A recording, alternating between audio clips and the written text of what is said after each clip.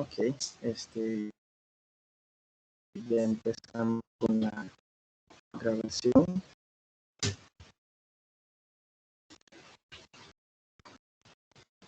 No sé si logran visualizar la presentación en PowerPoint, compañeros. Sí, la logramos visualizar. Ok, perfecto. Buen día, estimados. Como parte del desarrollo y para darle cumplimiento a la actividad de la materia Tendencias e Innovaciones en la Contaduría Pública, vamos a abordar el tema de las implicaciones contables de los efectos del COVID-19 en los estados financieros. Somos el equipo número 5. Y el objetivo de presente trabajo pues es exponer las implicaciones contables de los efectos del COVID-19 de acuerdo y tomando como base la norma internacional de información financiera aceptada por El Salvador y las normas de contabilidad. Los antecedentes.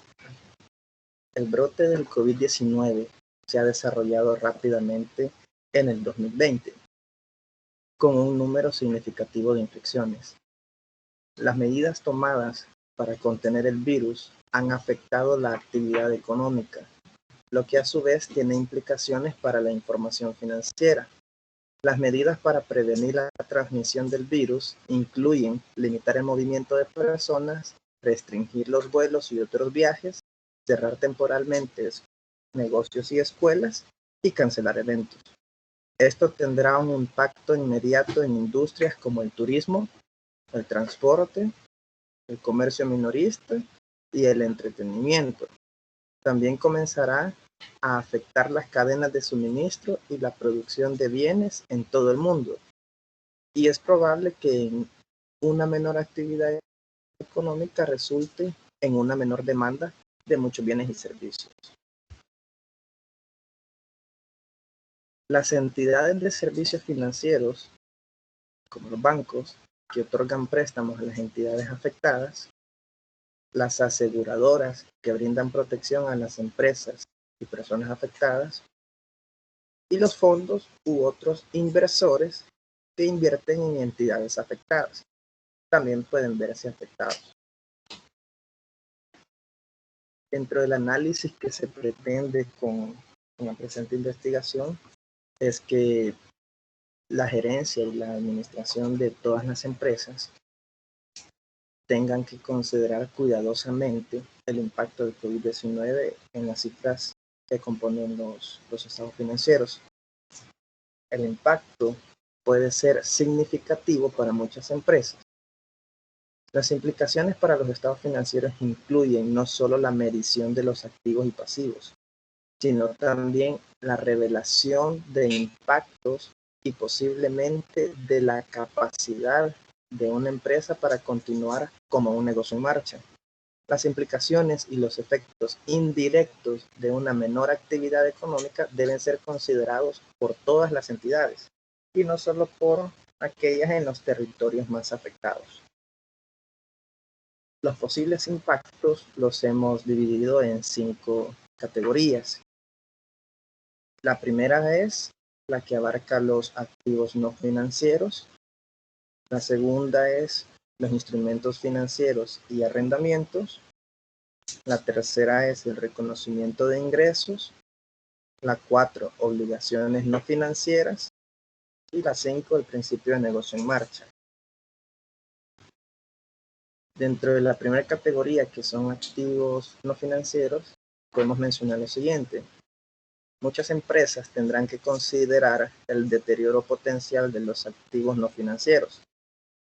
La NIC 36 requiere que la plusvalía y los activos intangibles de vida indefinida se sometan a pruebas de deterioro, como mínimo una vez al año, y otros activos no financieros siempre que haya un indicador de deterioro.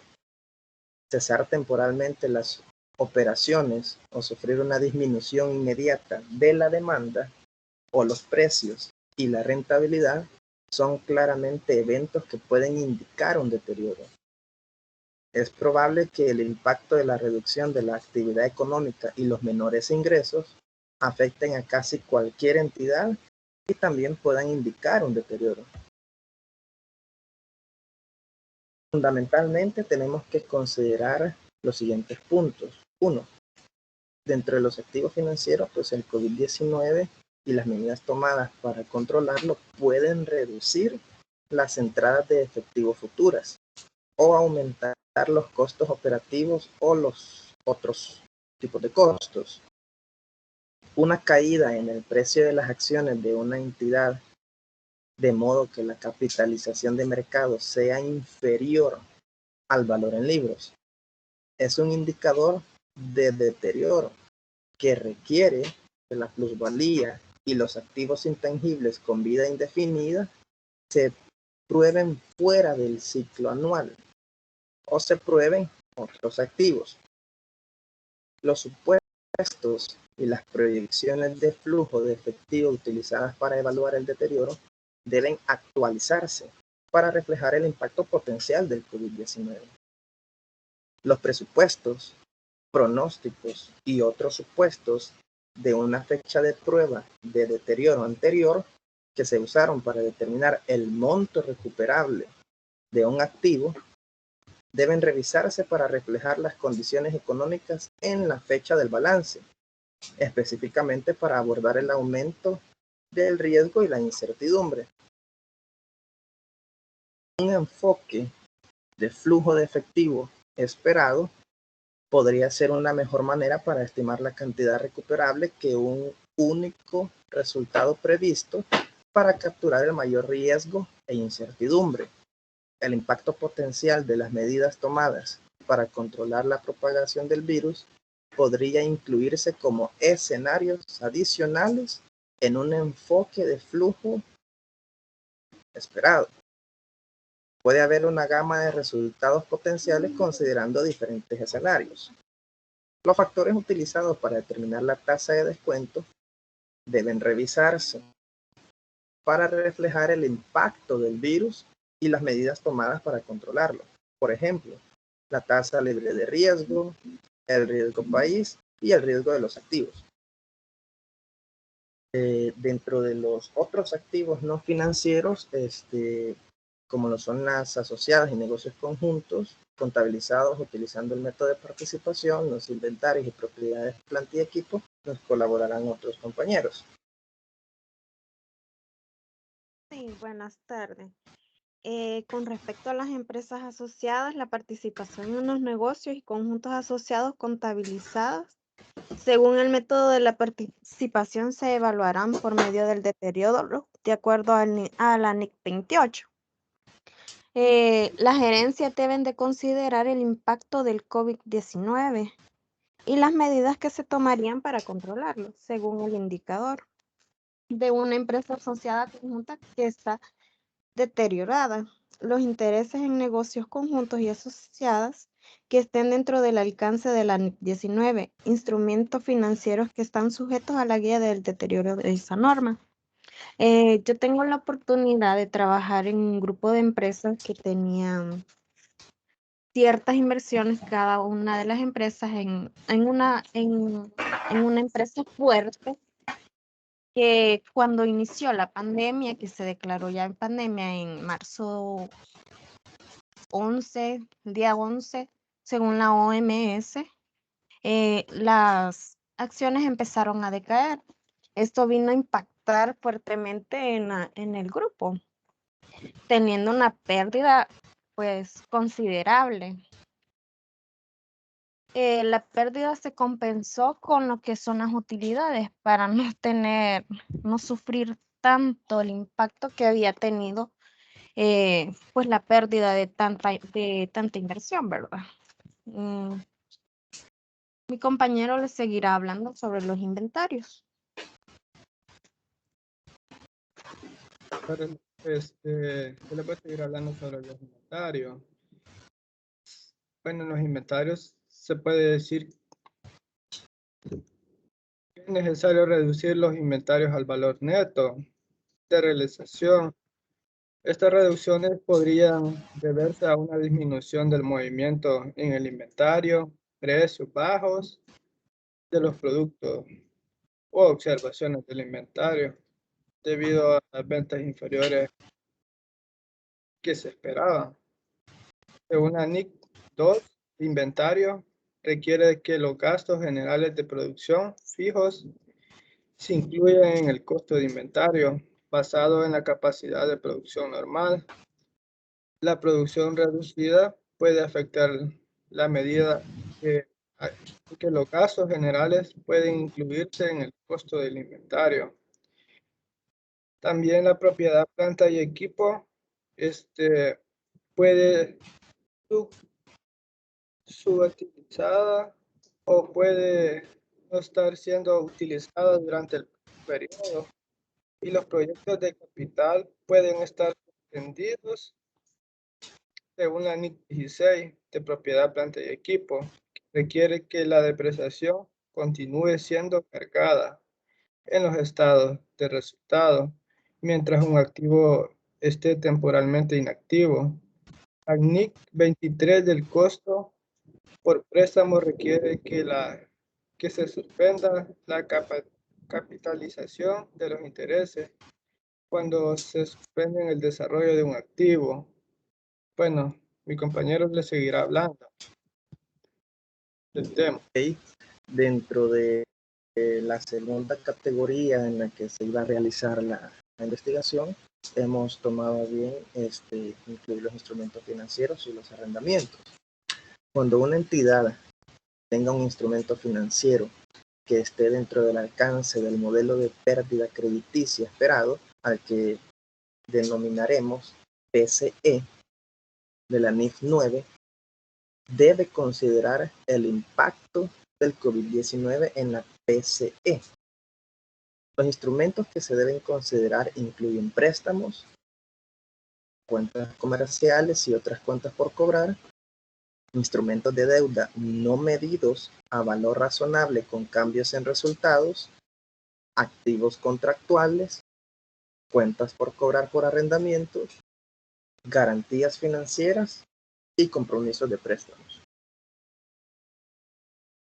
Para tales efectos tenemos que considerar los siguientes dos aspectos.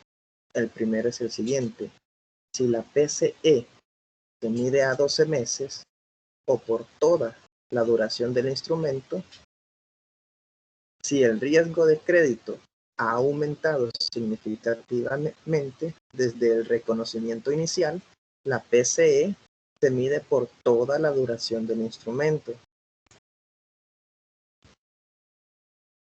Y el segundo aspecto es la estimación de la CPC tiene que incluir lo siguiente: el monto en riesgo, es decir, lo que se ha visto directamente con el efecto del COVID.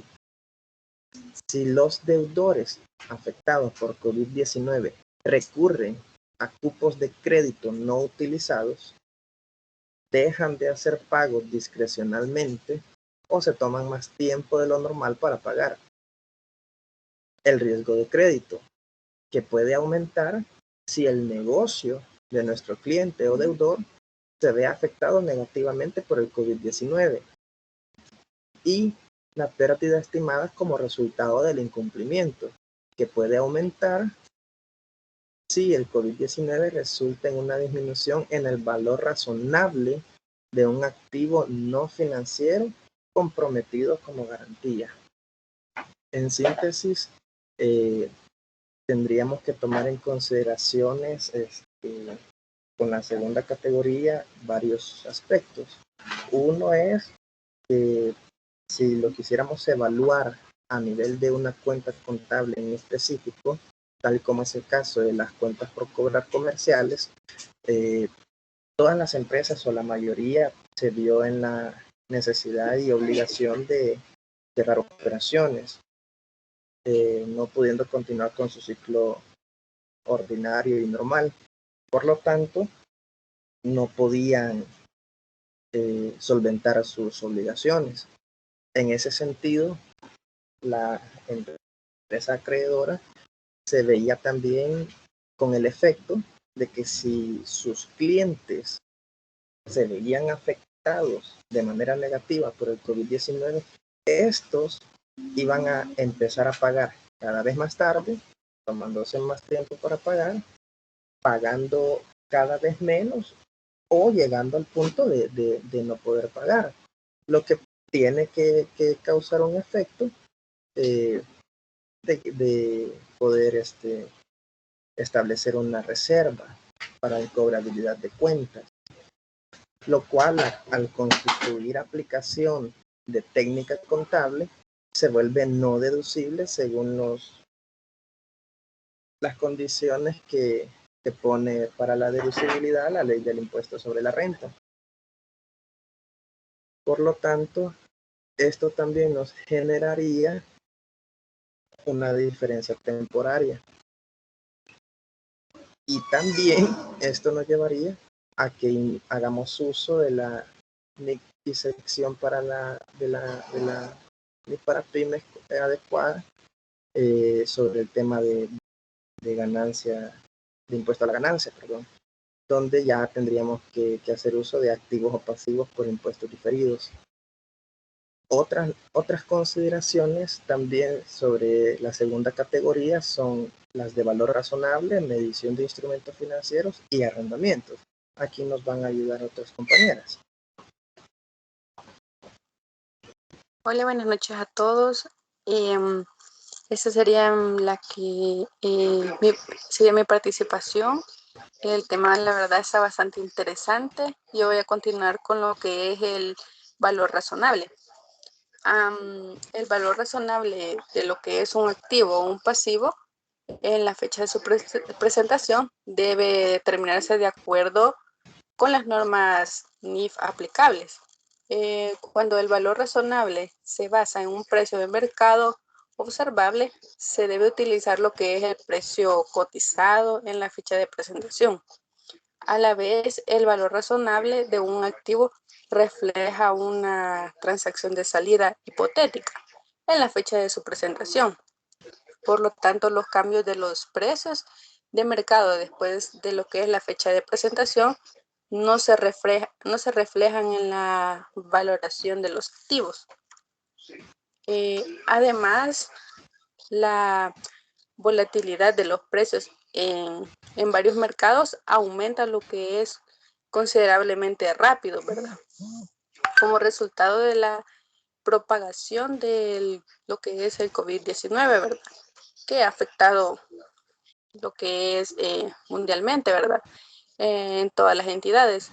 Eso afecta lo que es también la medición del valor razonable, ya sea directamente, y si el valor razonable se determina con base en los precios de mercado. Por ejemplo, en el caso de acciones o valores de deuda negociados en un mercado de activos, o indirectamente, por ejemplo, si una técnica de evaluación se basa en insumos que se derivan de mercados volátiles, que en este caso, ¿verdad? Surgen lo que son cambios en los precios sumamente rápidos. Aparte de eso, el riesgo de crédito de contraparte y el diferencial de crédito que se utiliza para lo que es determinar el valor razonable también podría aumentar. Sin embargo, el impacto de las acciones tomadas por los gobiernos para estimular lo que es la economía podría reducir las tasas de interés libres de riesgo. Como segunda consideración, se tiene lo que es la medición de instrumentos financieros.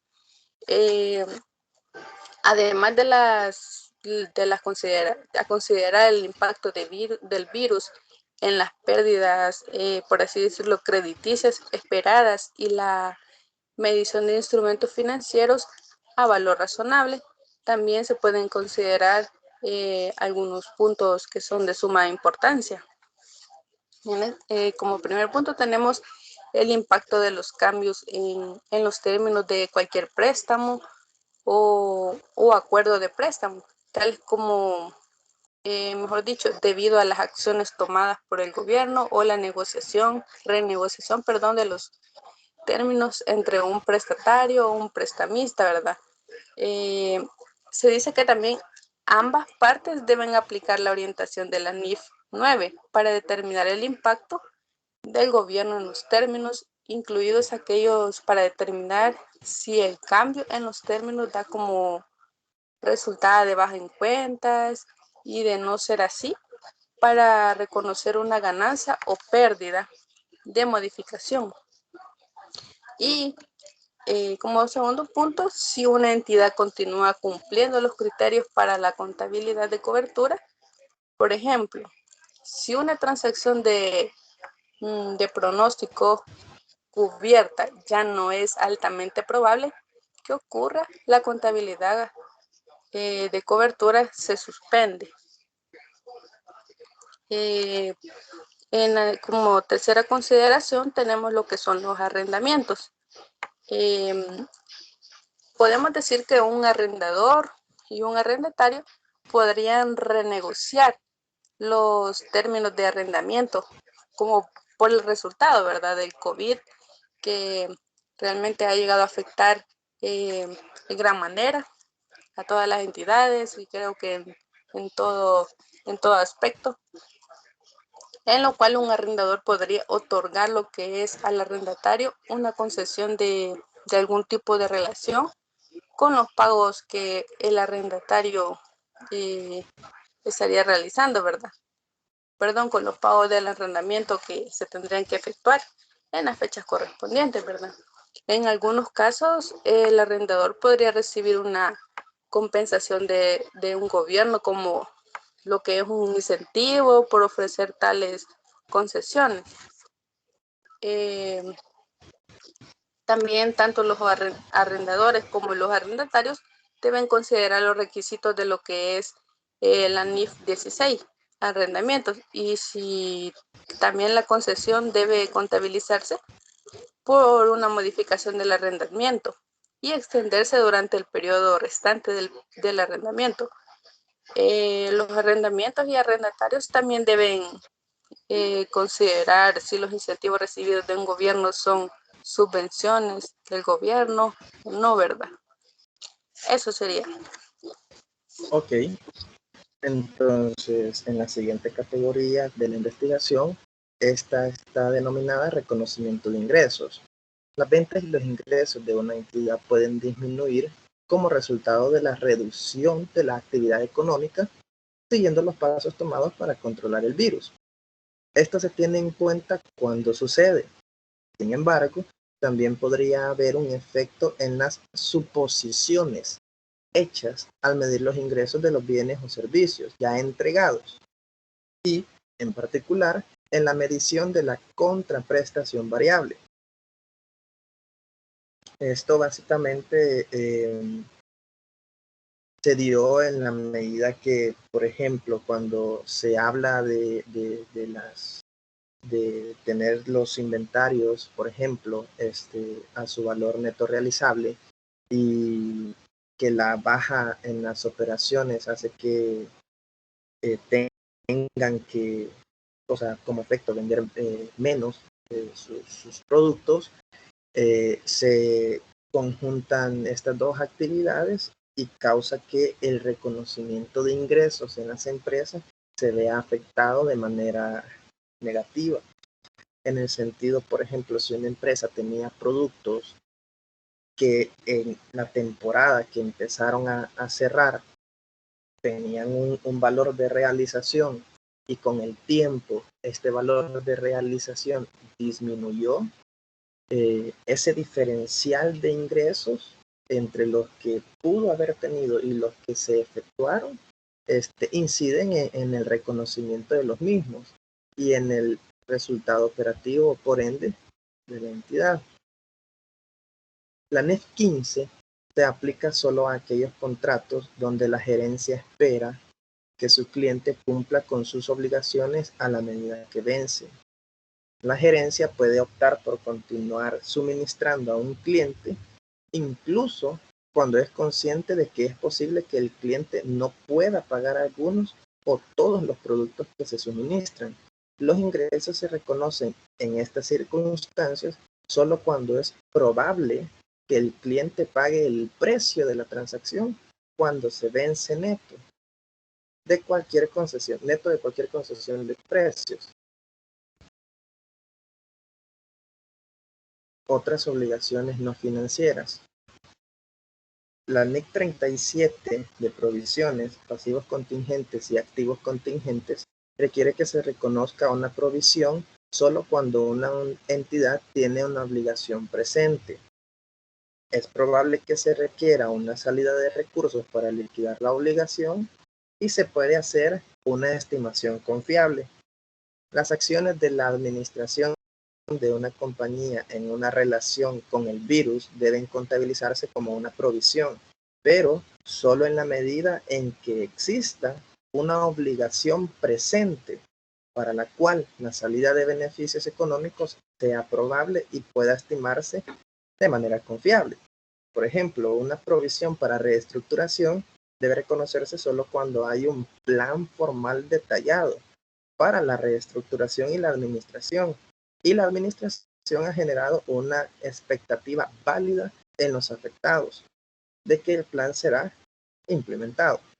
La NIC 37 no permite provisiones para costos operativos futuros o costos futuros de recuperaciones de negocios. En síntesis, lo que esta lámina nos está comunicando es de que por todos los efectos que estamos teniendo en las cifras de los estados financieros, estas van a empezar a reflejar cada vez más provisiones, ya sea por activos contingentes o por pasivos. Sobre todo si lo hablamos por el lado de los pasivos, tenemos que estar conscientes de que para poder registrar una provisión como pasivo, tiene que cumplirse siempre las tres características. Una, de que sea una obligación presente. Dos, de que para solventar esa obligación la empresa tenga que desprenderse de recursos económicos. Y la tercera es que pueda estimarse o cuantificarse de manera confiable. Dentro de las obligaciones no financieras distintas a las que se acaban de comentar están los contratos onerosos, activos contingentes, beneficios a empleados y el impuesto sobre la renta, el cual será detallado por otras compañeras. Tengan todos muy buenas noches. Yo les voy a hablar sobre los contratos onerosos. Estos, ¿verdad?, son aquellos para los cuales los costos inevitables debe cumplir con las obligaciones estipuladas en un contrato, ¿verdad? Estos exceden los beneficios económicos que se espera recibir en virtud del mismo. Dichos contratos pueden incluir, por ejemplo, contratos de suministros que la entidad no puede cumplir debido al virus. Se debe considerar si alguno de sus contratos se ha vuelto oneroso. También nos habla de los activos contingentes. Esta es una de las medidas adoptadas para controlar la propagación del virus. Es exigir que algunas empresas cierren temporalmente. Una entidad podría tener un seguro de continuidad comercial y ser capaz de recuperar algunos o en otros casos, pues todos los costos de cierre. Se debe considerar también si las pérdidas derivadas del COVID-19 están cubiertas por pólizas de seguro. El beneficio de dicho seguro se reconoce cuando la recuperación es prácticamente segura. Esto es típicamente cuando la aseguradora ha aceptado que hay un reclamo válido y la gerencia está satisfecha de que la aseguradora puede cumplir con sus obligaciones. El beneficio del seguro a menudo se reconoce más tarde que los costos por los que pues lo compensa, ¿verdad? Seguiría pues mi compañera hablándoles del tema.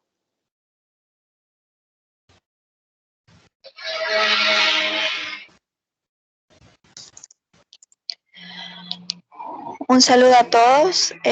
Continuando, ¿verdad? Con las otras obligaciones no financieras, podemos mencionar el beneficio a empleados. Con relación a esto, se debe considerar si alguno de los supuestos utilizados para medir los beneficios a los empleados, por ejemplo, podría cambiar el rendimiento de los bonos del gobierno como resultado de desarrollos recientes o la probabilidad de que un empleado cumpla con las condiciones de otorgamiento de bonos.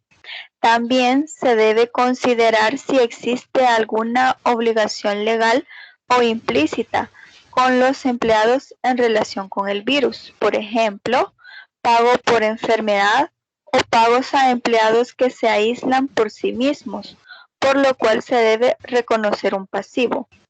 La administración de una compañía podría estar considerando reducir su fuerza laboral como resultado del virus. La NIC 19, beneficios a los empleados, requiere que se reconozca un pasivo por despido, solo cuando la entidad ya no puede retirar la oferta de estos beneficios. Los costos de una reestructuración relacionada se reconocen de acuerdo con la NIC 37. Con relación a este tema, ¿verdad? Mencionarles que durante la pandemia, más que todo en la cuarentena, pues la institución donde yo trabajo no hubo reducción de personal. Al contrario, ¿verdad? La institución nos brindó ciertos beneficios como transporte a el personal que se encontraba en las oficinas, ya que también nos asignaron teletrabajo en un 50% para evitar contagios y mantener el distanciamiento social al interior de la empresa. También, ¿verdad? Otro de los beneficios muy importantes que la empresa nos ha otorgado es que se contrató a una doctora, ¿verdad? Para que no pudiera atender todas las consultas de los colaboradores y clientes que visitan nuestras oficinas, ¿verdad? Y que llegarán a presentar algunos síntomas. Todo esto para garantizar, ¿verdad? También el cumplimiento de todas las medidas de bioseguridad dentro de la empresa. Otra de las obligaciones no financieras es el impuesto sobre la renta. En relación a esto, el virus podría afectar las ganancias futuras como resultado de factores directos e indirectos. Esto podría ser ya sea tanto para clientes como proveedores. El deterioro de los activos también puede reducir la cantidad de pasivos por impuestos diferidos o crear diferencias temporarias deducibles adicionales. Las entidades con activos por impuestos diferidos deben reevaluar las ganancias previstas y la recuperabilidad de los activos por impuestos diferidos de acuerdo con la NIC 12, impuestos a las ganancias, teniendo en cuenta la incertidumbre adicional que surge del virus y los pasos dados para controlarlo. Los dejo con el compañero Hugo, que continuará con el tema de negocio en marcha. Ok, entonces dentro de las 5 categorías que mencionábamos, la última y no menos importante es el tema de negocio en marcha, el tema del principio de negocio en marcha. En ese sentido, las empresas deben considerar las posibles implicaciones del COVID-19 y las medidas tomadas para controlarlo, al evaluar la capacidad de la entidad para continuar como un negocio en marcha. Una entidad ya no es una empresa en negocio en marcha si la administración tiene la intención de liquidarla o dejar de negociar, o no tiene otra alternativa más realista que hacerlo. En la evaluación se debe considerar el impacto de las medidas tomadas por los gobiernos y los bancos locales. Es importante resaltar que los eventos posteriores a la fecha de un informe que indican que una entidad ya no es una empresa en marcha, siempre son eventos que implican ajustes. Como lo hemos podido visualizar tanto en la lámina como en el diario ejercicio de nuestros trabajos, nuestra profesión, hemos podido constatar de que no solo a nivel local, sino que fue una realidad que vivieron casi que todos los países del mundo en el año 2020, que incluso se siguen dando medidas por parte de los gobiernos locales de cada país que hacen que imposibilitan a las empresas a que de cierta manera puedan continuar con sus operaciones. Esto como medida para disminuir los contagios, muertes, etcétera, etcétera, etcétera. Pero, ¿cuáles son las consecuencias que le dejan a las empresas? De que al no poder operar, ya no están cumpliendo con el tema de negocio en marcha. Ellos tienen incluso que seguir cubriendo sus costos fijos y no hay ingresos de donde poderlos confrontar todas esas obligaciones. Por lo tanto, hay un momento en el que ya no es una decisión el continuar o no como negocio en marcha, sino que es una realidad en que la empresa se vuelve prácticamente inoperable. Eso por el lado de las medidas del gobierno. Por otro lado, los bancos también influyen a que un negocio pueda seguir con sus operaciones o no, en la medida que le quiera proporcionar créditos a una empresa que muy seguramente puede tener problemas de impago al no tener ingresos por la falta de operaciones en los tiempos que han durado las medidas de confinamiento, sobre todo que adoptan cada uno de los gobiernos. Ahora bien, así cerrando el tema de las 5 categorías, hay otro que no quisiéramos dejar de lado y son las revelaciones. Todos sabemos de que la técnica contable, los marcos de referencia internacional de información financiera y contables, nos exigen, entre otras cosas, medición inicial, medición posterior y revelaciones, como es el caso,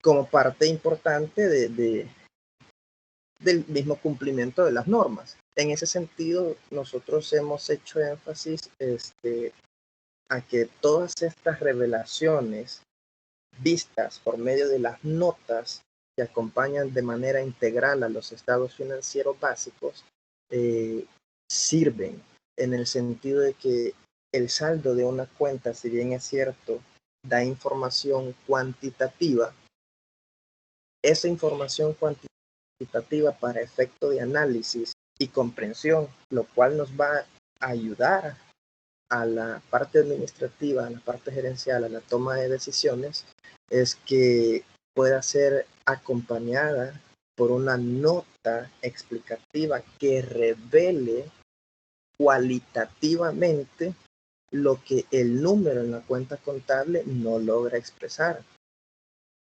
Por decir algo, continuando con el último punto de las categorías que abordamos en la investigación, que es el tema de negocio en marcha, por ejemplo.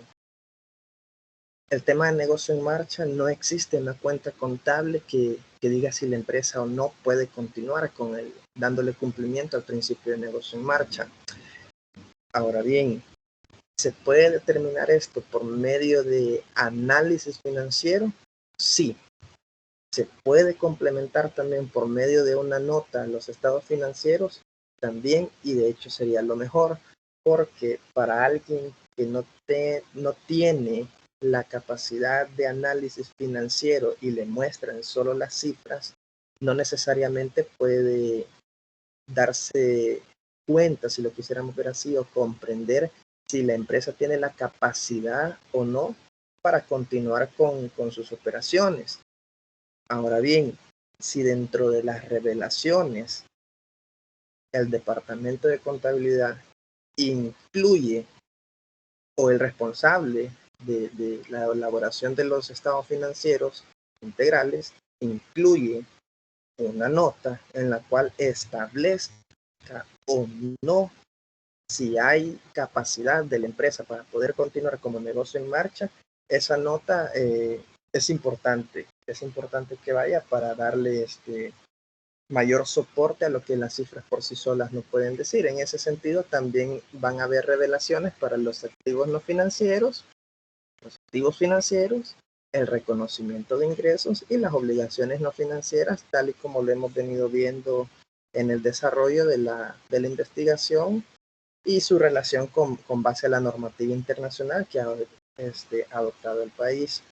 En ese sentido, damos por finalizada la conferencia, esperando que sea del agrado, satisfacción y comprensión de todas las personas que nos estén escuchando por medio de las diversas plataformas donde va a ser difundido este material, y esperamos también continuar con la lectura de todo esto para poder enriquecer nuestro conocimiento, ya que en la profesión estamos y si hoy nos está afectando de repente el COVID-19 en las cifras, pues muchas veces no va a ser esto, en otras veces pueden ser cuestiones menos graves o de mayor gravedad, y lo que nos compete a nosotros como profesionales es estar al día de todo esto, y por consiguiente no solo estar al día, sino que saber medir, cuantificar y cualificar esta información para que para los usuarios a quienes esta información, es decir, la información financiera, les sea compartida,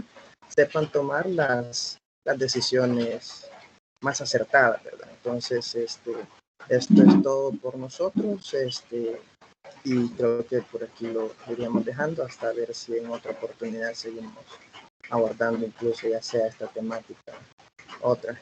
Feliz noche.